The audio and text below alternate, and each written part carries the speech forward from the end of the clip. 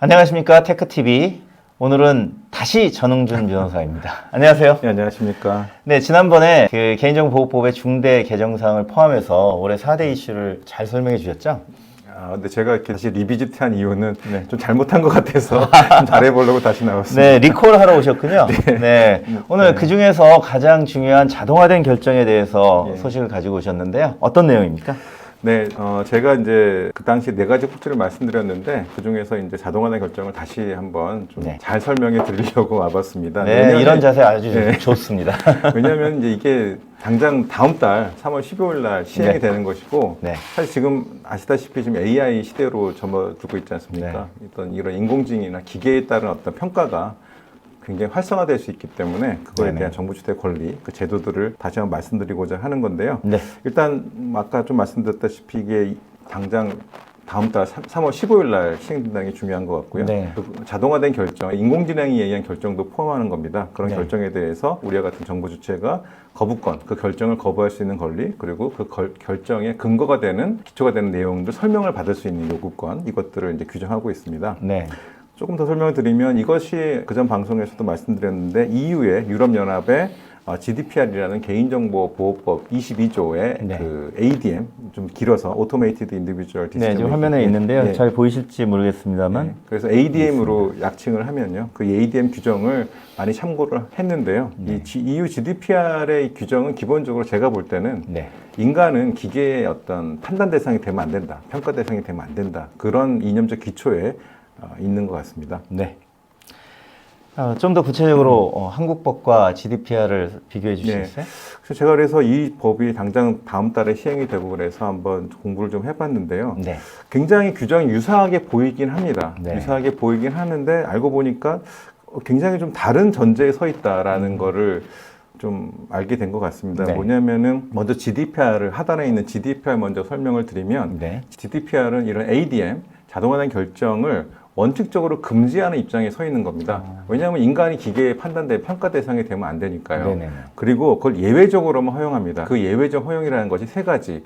정보 주체가 사전에 이런 자동화된 결정을 받기로 승낙한 경우, 허락한 경우, 동의한 경우, 또는 타 법률에 법적 근거가 있는 경우, 또는 이것이 어떤 계약의 서비스 이행에 있어서 필수적인 경우, 이렇게 세 가지인 경우에 자동화된 결정이 있을 수 있고, 그런데 거기에 대해서 이제 GDPR은 그렇게 자동화된 결정이 있을 때 정보 주체를 보호하기 위해서 이런 거부권 등 이의제기권을 둔다, 이런 이제 스탠스에 있는데 반면에 우리 한국법은 ADM을 원칙적으로 허용하는 입장에 서 있다고 봐야 됩니다. 금지하는 게 없거든요. 그래서 ADM을 허용을 하는데 그런 ADM이 정보 주체에 어떤 권리 의무에 중대한 영향을 미칠 때 한해서 정보 주체가 거부권을 행사할 수 있다. 이렇게. 그럼 원칙과 예외가 서로 반대가 돼 있다고 반대가 돼 있죠. 근데 요건은 좀 비슷하게 된 거죠. 요건은 결과는 비슷하고. 비슷한데 반대가 돼 있습니다. 그럼 우리 IT 코리아라서 이렇게 된 겁니까? 제가 볼 때는 저도 그 생각을 해봤습니다. 독일이나 EU는 인권의 개념이 강한 나라고 우리도 뭐 인권 개념이 강한 나라이지만 좀 IT에 좀 친숙하니까 이런 자동화된 결정에 좀 더 유연한 태도를 입법자들이 갖고 있는 거 아닌가, 이런 생각이 들었고요. 그래서 이렇게 이의제기를 할 수 있는데 나아가서 또 이의제기가 또 제한되는 경우가 있는 것이 바로 정보 주체의 동의 등 이런 것들이 있으면 또 거부권들을 할 수가 없는 겁니다. 상당히 다르죠, 어떻게 보면. 상당히 우리는 개인정보 주체의 동의를 굉장히 중요시 하잖아요. 그렇습니다. 사실 개인정보권이 자기 결정권에 출발했으니까 이해가 되는 면도 있긴 합니다만. 근데 이제 아시다시피 그 동의가 형식적으로 될 경우, 우리가 어떤 서비스를 받아야 되는데 동의 안 하면 서비스 안 줄 거야, 이렇게 할 경우에 형식 동의가 돼버리는 상황이 되는 것입니다. 그 대출 받아야 되니까 앱에서 일단 동의부터 하고 진행하지 않겠어요? 그런 경우는 실질적으로는 보호를 못 받게 될 수도 있겠네요. 제가 좀 다음 장에 나오긴 하는데 그 부분이 조금 우려되는 상황이 그러면 있습니다. 바로 다음 페이지로 가서 설명해 주시면 감사하겠습니다. 그래서 몇 가지 의문점이 일단 두 가지를 갖고 왔는데요. 물론 더 있을 수 있습니다. 이게 아직 시행도 안 되고 그래서 아주 크고 작은 문제가 발생할 것 같은데 첫 번째는 이게 자동화된 결정에 대한 정보 주체의 어떤 대응권이지 않습니까? 그럼 결정이 뭐냐? 이제 GDPR에서는 디시전이라고 하는데 결정의 의미에 대해서 신기하게도 한국법도 그렇고 GDPR도 그렇고 데피니션, 정의를 하지 않았습니다. 그렇군요. 정의하기가 어려우니 법원의 판단에 맡기겠다는 입장이네요. 그럴 수도 있을 네. 것 같습니다. 뭔가 사회적인 어떤 흐름을 보고 판단하는. 네. GDPR이든 우리나라 개인정보보호법이든 과징금의 액수나 규모 네. 또 형사처벌까지 우리나라는 있잖아요. 네. 그 법원으로 가지 않을 수 없는 경우가 많을 텐데 최종적으로는 이 결정이 그럼 법정에서 크게 쟁점이 되겠습니다. 네. 제가 좀 우려하는 거는 이게 또 고소가 돼서 형사적으로 가면 또 의미가 상당히 달라질 수 우리는 있는데 또 이 GDPR과 네. 많이 다르게 네. 상당수의 네. 위반 행위들이 형사처벌을 가지고 네. 있죠. 그래서 어쨌든 이 정의 구정이 없는 상태에서 우리가 이제 바로 생각할 수 있는 게 결정에 이르지 못했지만 그 중간 단계에 있는 어떤 평가라든지 어떤 조치인데 이것이 굉장히 중요한 의미를 가질 때 이거에 대해서는 정부 주체가 어떤 대응권이 없느냐 이제 이런 의문이 있는 것이죠. 네, 그렇습니다. 예를 들어 여러 가지 항목을 누적적으로 평가해서 최종적인 결정에 이르는 네. 경우 이런 걸 네. 말씀하시는 거예요. 그렇죠. 제가 이제 다음 꼭지에서 말씀드릴 것이 이제 독일의 슈파 케이스라고 해서 어떤 평가에 관한 문제인데 전자채용에서도 같은 문제가 있을 수 있을 것 같습니다. 예를 들어서 서류 심사는 전자적으로 해가지고 그 자동화된 결정으로 해서 어떤 점수가 나와요. 이 사람의 어떤 오버를 한 능력에 대한 점수가 나오고 그 채용 회사는 그 점수 플러스 면접 점수를 해가지고 합산해서 어떤 채용 결정을 한다고 했을 때 네.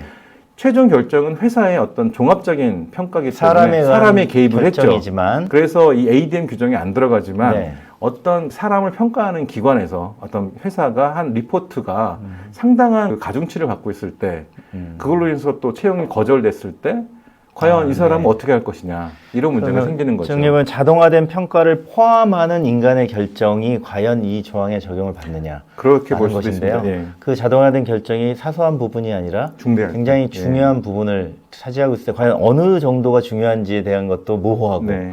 이렇게 포함되는 것이 과연 자동화된 결정을 포함하는 것이 이 조항에 적용을 받는지도 모호하고 이런 것이 앞으로 중요한 네. 쟁점이라는 말씀이고요. 이런 것들은 굉장히 우리 법원에서도 갈 수 있을 것 같고요. 그것이 이제 슈파 케이스라는 그 유럽 케이스가 나온 것이고 또 하나가 네네.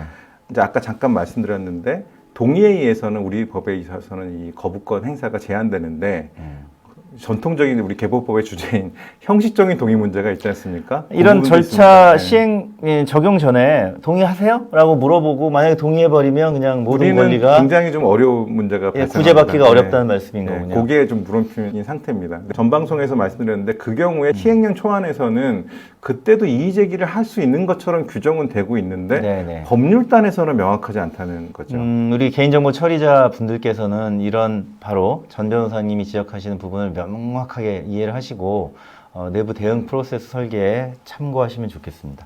그래서 중요한 케이스를 하나 가져오셨군요. 이제 전 방송에서 말씀 못 드렸는데 네. 작년 12월 달에 이제 슈파라는 이제 회사가 있는데 슈파는 독일 최대 이제 신용 정보 회사랄까 평가 회사랄까요? 그 우리나라로 치면 나이스 KCB 뭐 이런 이제 네, 기관인데요. 그런 이게 기관이네요. 얼마나 압도적이냐면 독일 인구가 8천만 명이 좀 넘다고 알고 있는데 네. 7천만 명의 신용 정보를 갖고 있다고 그래요. 그러니까 독점입니다. 거의 뭐 독과점적인 네네. 기업이고요.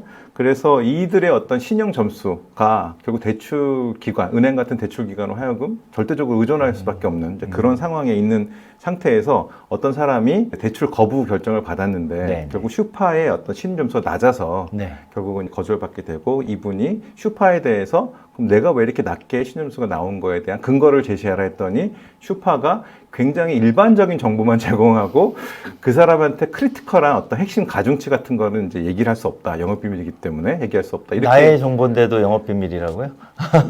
그러니까 부 변호사님 평가할 때 여러 가지 항목이 있을 수 있지 않습니까? 그러니까. 예를 들어서 농담으로 하면 메모가 있는데 그거 우리로 치면 열람 요구권 이런 거에 해당되는 거 아닙니까? 그렇습니다. 맞아요. 맞습니다. GDPR도 그런 서명 요구권이 네. 사실은 열람권에서 출발하고 그렇습니다. 있습니다. 예. 그래서 안 주니까 그런 나의 그 부정적인 결론에 이르게 된 뭐 가중치라든지 이런 것들을 네. 달라고 이제 독일의 DPA 그 감독기관한테 얘기했는데 DPA도 거절을 했습니다. 거부를 해서 결국은 행정법원으로 갔고 행정법원이 원래 EU의 사법 시스템은 이런 선결 문제가 있을 때 최고 사법재판소로 가지 않습니까? 그래서 네. CJEU라는 최고 사법재판소에 올라갔고 그게 네. 이게 판단이 됐는데 결론적으로 중간 단계에 있는 평가이긴 하지만 굉장히 그 정보 주체한테 실질적인 영향을 주기 때문에 네. 여러 가지 취지상 이것도 ADM으로 볼 수 있고 네. 설명 요구를 행사할 수 있는 것처럼 취지를 판단을 했습니다. 이게 우리 법이 개정되고 시행되기 전에 이 중요한 결정이 나왔는데요. 앞으로 개인정보보호위원회가 이 판결을 많이 참고할 것 같다는 생각이 듭니다. 그렇습니다. 그러니까 우리 법은 분명히 정보 주체의 권리 의무에 중대한 영향을 미치는 결정이라고 되어 있는데 이 결정은 가로치고 행정기본법상의 자동차 처분을 제외한다 해서 처분하고 비슷한 것처럼 돼 있기 때문에 일단 최종 결정 같은 느낌이 들거든요. 그냥 봤을 때.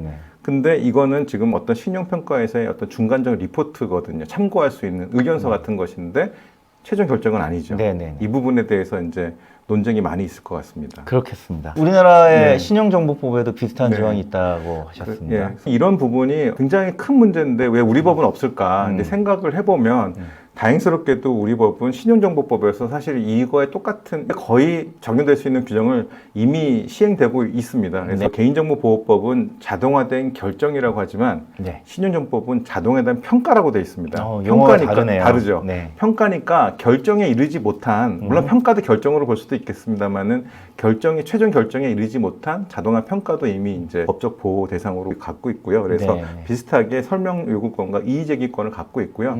그거에 대해서 신용정보 주체의 권리가 이 자동화된 평가의 기준 및 기초 정보를 설명해 달라.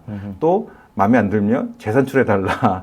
또 기초 정보 잘못됐으면 정정 삭제를 해달라. 이런 여러 가지 주요 권리를 갖고 있습니다. 그래서 이 슈파 케이스에 대해서는 우리 한국 법제에서도 충분하다고 말하면 아까 어폐갈 수 있겠지만 보호를 받을 수 있는 케이스이긴 합니다. 마침 슈파가 신용정보 회사이다 보니 우리 신용정보법에도 그런 내용이 이미 들어있는데 그러면 신용정보 회사가 아닌 일반 개인정보 처리자 그거는 이제 개인정보보호법으로 가야죠. 개법법으로 가야 되는데 지금 말씀하신 쟁점이 남아 있군요. 그래서 이 부분이 이제 약간의 공백은 있는 상태이기 때문에 법적인 이슈가 제기될 수가 있다 이런 말씀을 드리고 마지막으로 한 가지 더 첨언을 드리자면. 이런 이 신용정보회사의 어떤 개인 신용평가 점수 같은 것들은 최근에 그 EU에서 AI 액트, 그러니까 인공지능 법안이 거의 통과돼서 이제 공표를 앞두고 있지 않습니까? 거기에 고위험 AI로 분류되어 있습니다. 만약에 이러한 자동화된 평가가 AI에 의해서 이루어진다고 그러면 EU법제에 따르면 고위험 AI에 속하기 때문에 더 많은 레귤레이션을 적용받게 되죠. 우리 한국 기업 입장에서는 만약에 거기서 이런 서비스를 한 경우 이제 EU의 AI 액트도 이제 고려를 해서 해야 되는 문제가 발생합니다. 한국 기업으로서 EU에서 서비스를 진출하시려는 기업은 개인정보보호법에 해당하는 GDPR의 자동화된 결정 규정도 매우 면밀히 고려하셔야 되지만 한편 곧 시행될 AI 액트에 고위험 AI에 해당되는 것은 아닌지도 역시 살펴보셔야 한다는 말씀 감사합니다. 오늘 자동화된 결정에 대해서 전흥준 변호사가 아주 간결하고 핵심 부분을 잘 짚어주셨습니다. 또 좋은 소식 가지고 나와주세요. 알겠습니다. 감사합니다. 감사합니다.